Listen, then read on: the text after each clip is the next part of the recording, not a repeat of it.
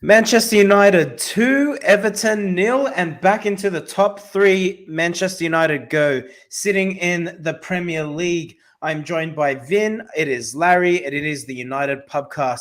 It's 11:30 p.m. Vin, but after a Manchester United victory, you don't feel as tired.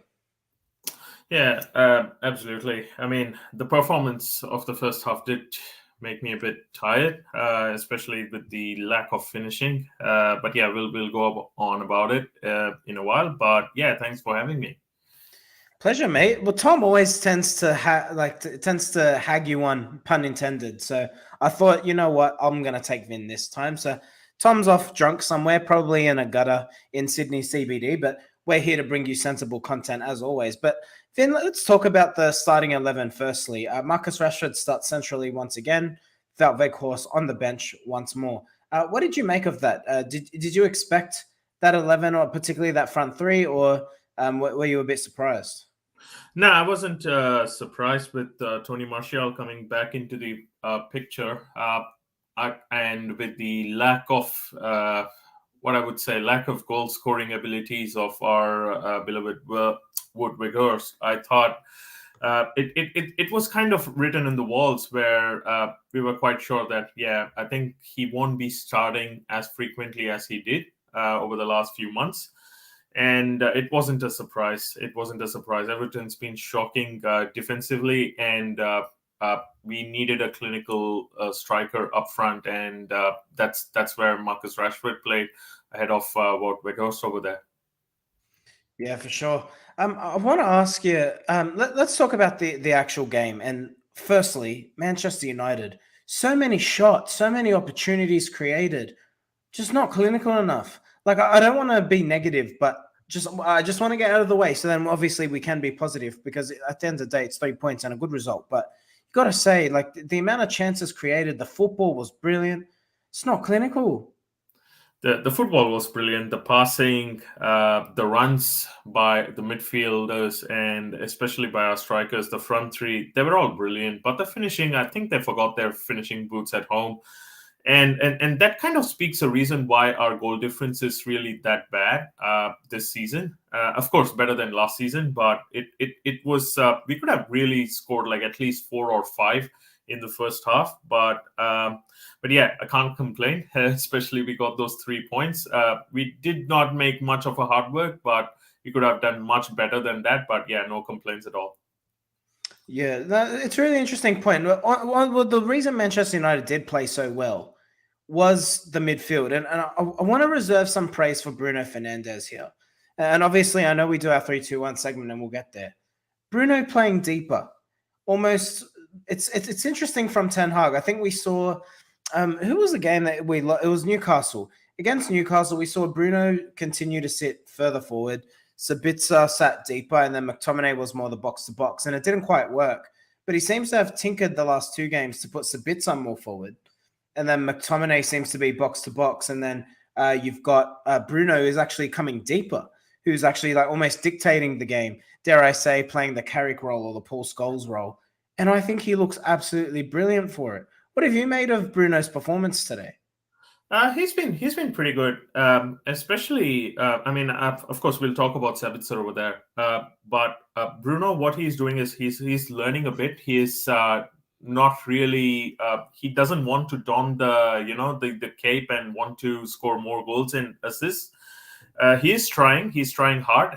He should have scored one, especially in the second half. But what I think what he's doing, what Ten Hag is doing right now is he is finding it more effective where Sabitzer is ghosting into the box much better than Bruno, and especially Sabitzer doesn't go for this over frivolous long shots every now and then. So I think that's where the whole thinking comes, and especially with Eriksen coming back, and today was last game of Casemiro's ban, so I think we can go back to Bruno playing a bit more forward, but I don't want to mess up the way we are currently playing. I would rather, with the form we are playing right now, I would rather prefer Sabitzer a bit more forward as compared to Bruno. But again, he's been a champion, and in any position he plays, he gives it all, and so did most of the team today. Yeah, I mean, there wasn't a bad player on the pitch. Even Harry Maguire might save some Twitter abuse this evening. But I want to say the most pleasing thing about Bruno's performance, firstly, he busts a lung in the first half. I can't remember who was getting away. He comes across and he cleans it up. Brilliant. But the criticism of Bruno Fernandes has been that, oh, well, he doesn't keep the ball. He's always reckless. He doesn't keep possession. He's always, trying to look for the miracle ball. And Tom and I have debated on this. And I've said to Tom, like, I actually see Bruno coming deeper as his career comes it goes well into his 30s. And Tom's disagreed with me on this. But I think you see performances like today, and you see Bruno play deeper. When he does play deeper, higher pass completion, not reckless with the ball, keeps things ticking over. And I actually think it might, dare I say it, it might be his best position. I wonder if what happens when Casemiro comes back. Because the thing is, let me point out this to you. When Christian Eriksen came on, he came on and played further forward, and Bruno stayed deep. And we've seen that when Eriksen and Bruno have played, it's Bruno that's been the more advanced of the two midfielders. Do you think this is an experiment that Ten Hag is playing with until Casemiro is back, or do you think that this might actually be what we see going forward? Do you see Bruno perhaps playing a bit deeper on a more permanent basis? It was a good point that you had made. The thing is, like, it's all depends on Bruno, right? Like how he wants to play, how much of a cool head he keeps, because playing in that position deeper needs a bit of cool head, kind of, you don't just pass, or you can't afford to be reckless with the ball. So it kind of makes how much does he want to contribute to the team? If he wants to be the guy who's going to be scoring goals and providing assist every or one of those sexy balls every now and then I think that wouldn't be his final position. But yeah, it's actually one of those games, right, where this kind of clicked for us. It's not, I wouldn't say like this is the first time that it had clicked for us, but it's one of those where everything clicked for us. But I kind of, sorry to say, I kind of disagree, because I kind of love seeing Bruno closer, right behind the striker, right? Not so deep. So I think once Casemiro is back, I think Ten Hag will have a really tough time to identify where he's gonna fit Sabitzer, Bruno, Casemiro, and also Eriksen. And also, not to mention Scott McTominay. He had a wonderful game today, and yeah, it's going to be tough, but especially with the games coming handful every now and then, with when we play once every 3 days or once every 4 days sometimes. So it's going to be tough. We need those rotation, and that's where Bruno is kind of making it a point that, okay, he's not just a player who's going to be playing at the final third of the field. He can very much settle and play in the half, and also ensure that he can be a bit more responsible and accountable with his actions and the passing he makes every now and then. So it's more like he's giving Ten Hag the options, like what he can do in a pitch, rather than what most of us avoided looking at it all this while. Yeah, look, that's a really valid point. And look, I could make an argument to play Bruno further forward, but I like him in that deeper role. But look, when Casemiro comes back, look, it's a good headache to have. And maybe it's something where we saw the front three was very fluid today with Rashford up front compared to Wout Weghorst. And I wonder if maybe there's a look to make the midfield quite fluid as well. Because the more unpredictable you can be means, it means that the defense has to think twice. So, which is always a welcome thing. But I've got to say, very dominant performance in it, and it was really good to watch. So then here comes the enjoyable part of the United Pubcast. 3-2-1s. Now, obviously, when you win 2-0 the way we did, it's going to create some healthy debate. Thankfully, this isn't a 7-0 dropping to Liverpool. So I think we should have some healthy debate here. Man of the match. Someone, I'm gonna throw a recommendation out there to you. Haven't mentioned his name on the podcast yet. I thought Jadon Sancho had his best game in a Manchester United shirt today. He played all right. I wouldn't say I thought he was great. He wasn't the best guy on the pitch, to be honest. But I think he was fine. But yeah, I wouldn't. If you want to give like, yeah, you can probably put him in one of those 3-1 pitches. But to be honest, that guy wasn't coming on top of my head when I talked about 3-1. I was more giving a shout to Maguire, Malacia, and Really? Maguire, because Yeah, I have my own options, man. I have my own opinions. Why? Because I know we should have. I'm being a bit critical, but our forward should have forward line should have done much more than just score 2 goals against an Everton team who's been leaking goals every now and then. And to for a team that played a very high defensive line, Everton played a very high defensive line today, and the amount of chances United had, we should have scored more. So that's why. But that's one of the main reasons I'm not really a big fan of awarding our forward line with any of the 3-2-1 Here's votes. I one for know you. I'm a bit cold-hearted there, but yeah, the main reason I have of course we'll go deep into why I wanted to give it to Maguire or Van Bissaka or Malacia or even Sabitzer is because they kind of help with the This is the gameplay show. every now and there. So that's one of the most reasons. But what about you? What do you think? Who should be taking those 3-2-1s home today? Look, I should say when I mentioned Sancho, it wasn't necessarily for 3 points, but I just, I thought we hadn't mentioned him, and I thought he was really good. I think it's Bruno Fernandes all day long. I think Bruno was comfortably the best player on the pitch. I think he kept everything ticking along, and the way we kept the ball, particularly, was really impressive. And when Casemiro hasn't played, I think we've found ourselves saying, who can play in that number 6 position? We can't keep the ball. We don't look defensively secure. Then you play Bruno in the 6, covers defensively. He's busting along from the opposition box to the byline. He's keeping the ball. He's keeping the ball. He's creating attacking options for people. I thought Bruno's performance was brilliant. I don't know what more, other than score a goal, I don't know what more Bruno could have done today. Yeah, absolutely. As you said, the whole of the team turned up, and one guy who turned up the most was Scott McTominay. He kind of when he scored the goal, I kind of chuckled and I was like, "Yeah, he did what our He forward played well, line couldn't do." McTominay.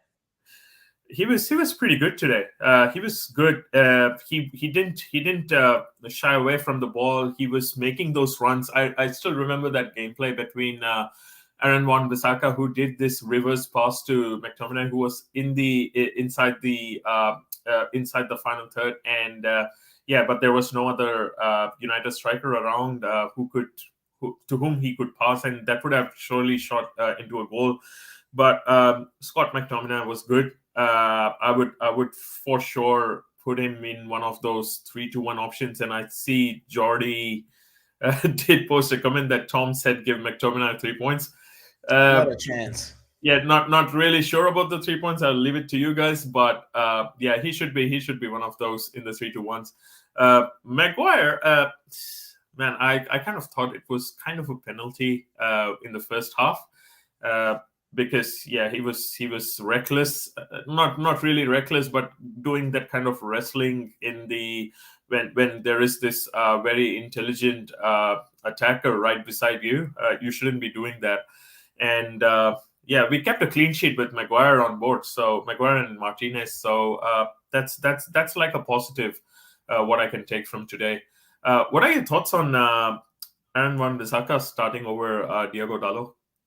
I think spot on. And we'll come to that. We'll come to that. But just to wrap up the 3-2-1s, I'm gonna say Bruno for 3 points. I'm sorry, Vin. I do have to pull rank here. I thought it was good. Can I say great to see Martial back on the score sheet as well? I told you, I messaged you, didn't I? Half time, said Martial will score. Lo and behold, off he goes. A little bit Uh, lucky. I felt sorry for Seamus Koeman, but I kind of laughed. I got to admit, I thought it was hilarious. Just the ball just went under his feet. Hey, it's happened to all of us. I can definitely relate. Bruno for it's 3. Let me give the floor to you for 2 points. the 2 points. I'd probably give You it said to Scott. Maguire, which I wouldn't argue with. No, I wouldn't give Maguire 2 points. I'm sorry. I'll take it back. So I'll probably give Scotty 2 points because he did what our attackers couldn't do at that point of time. We needed a Scored a goal, great and goal. he I thought needed it. Sancho was good. If we go McTominay for 2 points, it has to be between. It has to be one of Maguire, Sabitzer, or Sancho. I thought Sancho was good. His pass to, let's not forget, it was his ball to McTominay. Yeah, There was one run that Sancho had. He left 2 people on the floor. yeah, I saw that. I think we can go with Sancho with 1 point. I'll let you pull your rank, but yeah, if it was between Sancho and Sabitzer, it would have been a tough call. But yeah, Maguire is not getting the points. But when we start getting into scraping and saying like, okay, how each player performed and how critical we can be. Yeah, if I look at, it was a good performance by Maguire to get a clean sheet, but not really to get into the 3-1 podium of the Pubcast. Sancho Sabitzer. My hunch is to say Sancho. I think Sancho deserves that. Sancho deserves a point. I thought, because I mean, we did a video a couple of days ago saying it's not working, and we went into quite in-depth analysis around Sancho, his performances, his best position, etc. He played on his best. He played in his best position today. Leaves two people dead and buried, and on the Old Trafford turf. Gets a great assist for McTominay. And I think if anyone looks back at that pass, he had no right. There's not many players who would be able to squeeze a ball in those tight areas. And I thought he looked really promising. Sabitzer was good. I wish it was 4-2. I wish it was 4-3-2-1s, but it's not. As Jordy's saying, Sabitzer for 3 points. And that's opinions. I'm gonna say Sancho. I thought it was really good. I can't bring myself not to do it. See, some of the passes what Sabitzer played today, I was just saying, just sign him. Sign him. He brings this calmness into the pitch, and he transitions the ball really well as well. And he's much more intelligent than most of the players in the whole Premier League playing 11 these days, but not much of a credit he's been given to that, because he's not raking up with assists and goals every now and then. But he's pretty intelligent. He kind of he's one of those guys who thinks before he gives a pass away to the next player. And I haven't seen him much reckless. Of course, he was a bit irresponsible in the earlier games when he was giving away some of the loose balls, but when he has now embedded with the team and how now he understands how the team plays, how everyone plays within the starting 11 or the whole squad, I'm looking at him as a much dependable option than most of the guys available out there. And I would rather say, if Bayern Munich wants 25 million or 30 million for him, just go and get him. I'm with you, mate. I'm with you. I think he's been really good, and particularly just seeing him in that advanced role, his class. And if he's back up, if Sabitzer's back up for Manchester United, I think that means we're in a really good spot. I can't remember who said it, but Tom and I mentioned this a few weeks ago.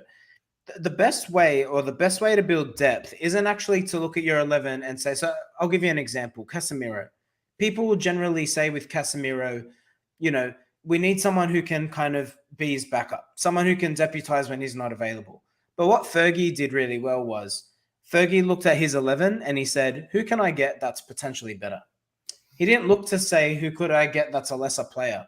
And I think that was the key. And that's why United had such a strong chemistry, a good culture, and a drive every day to come in and be better. Because the reality was someone could come in and take your position if you didn't perform.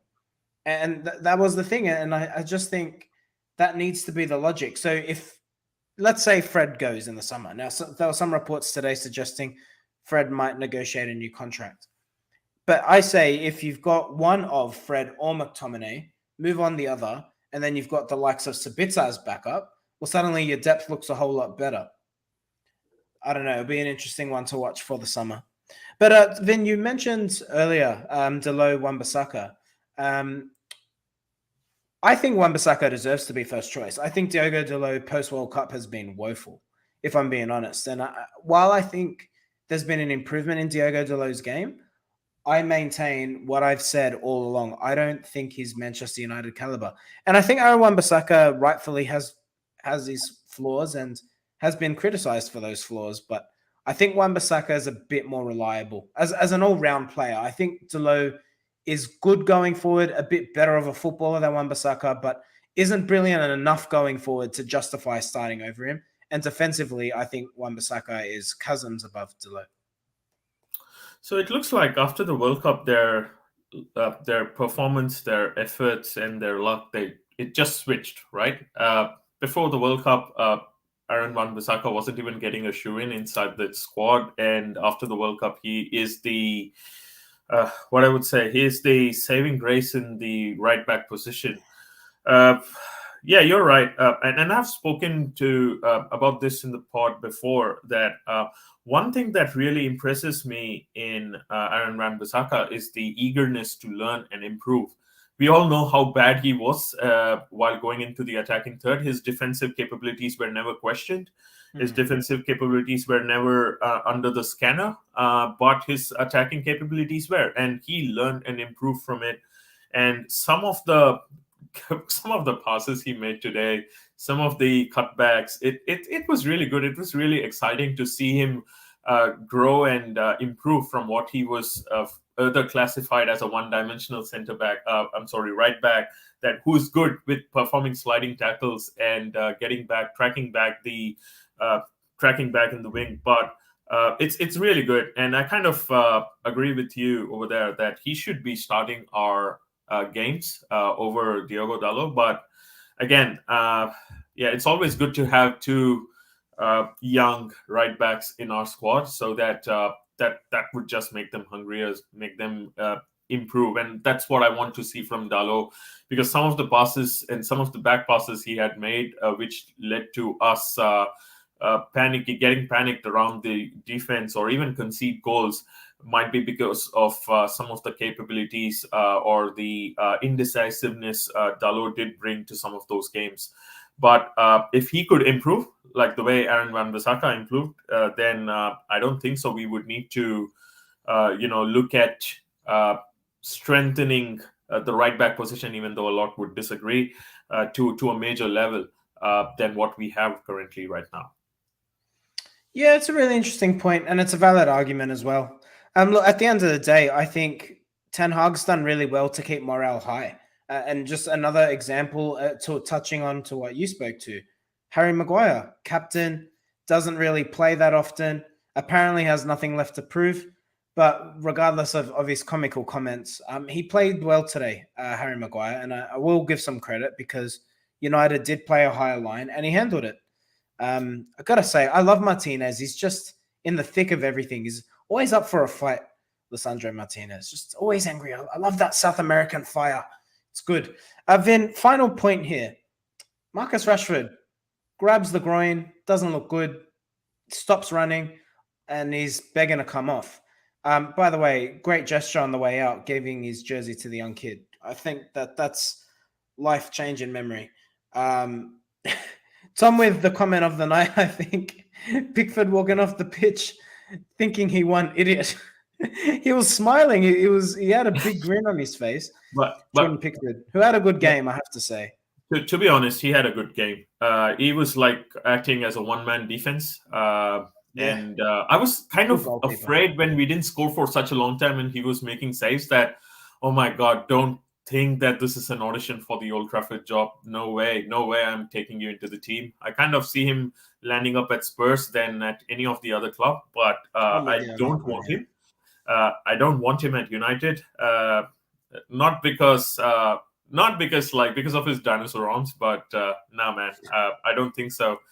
I don't think so. One thing we didn't make a point, we didn't even talk about it yet, is about De Gea's distribution today. It was much improved than what he was, especially those two lob balls to Anthony, which we should have done better. was that good distribution or was it poor defending by Everton? And again, not to take anything away from De Gea, I think brilliant See, servant for Manchester United. I'm happy for him to stay and sign a new deal. But again, I asked the question: was it good distribution or was it poor defense by Everton?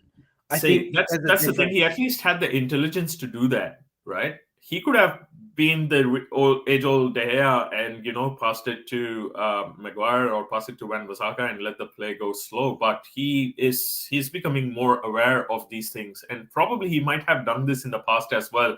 But with more and more questions against him, the more and more instances I'm willing to find to say that, okay, hey, he's a better goalkeeper than most of us or the so-called fans on Twitter make. We Oh make yeah, I we mean, need to give credit to the guy wherever he deserves, right? And today, I'm not sure he didn't really do. He didn't need to do much, but whenever he got the ball with him, he ensured that it reached the United player to avoid any kind of a panic at the back. Yeah, I mean, that's a really valid point. Look, if we listen to Twitter, Vin, we would buy every player and we would sell every player about 20 times throughout a season. Tom, my co-host, great to see in the comments. Like Aaron Wan-Bissaka trying to improve, all you can ask is a player try to improve. David De Gea is at least attempting and not arrogant enough not to do so.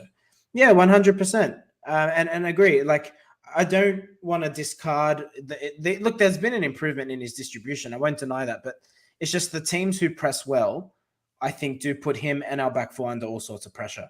And I think Everton didn't really press from the front today, and that's why you saw De Gea with the time. And I think you give footballers time with ability, they can do it. So anyway, good performance from De Gea today. I'm with you, Vin. Good distribution, but there'll be greater tests, and I think that will tell us whether there is a real improvement or not. Because it was only a week ago it was only a couple of days ago he was putting us under all sorts of pressure against Newcastle. So forgive me for being a little bit cynical there.